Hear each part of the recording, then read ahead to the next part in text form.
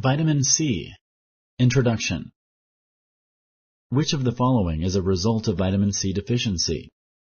Choose one of the following options. 1. Frequent infections. 2. Scurvy. 3. Slow wound healing. 4. All of the above. Correct. One way to prevent vitamin C deficiency is to eat a variety of foods. Select true or false. Correct. Eating a variety of foods can help you get your daily recommended amount of vitamin C. Fruits and vegetables are the best sources of vitamin C.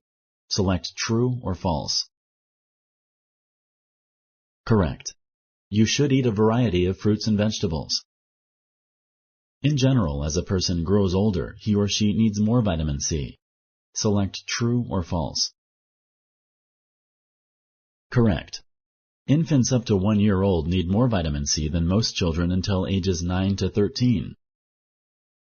Vitamin C toxicity usually happens when people eat food rich in vitamin C. Select true or false.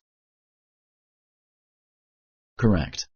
It is uncommon to take in enough vitamin C from food to cause vitamin C toxicity. Thank you for using Explain.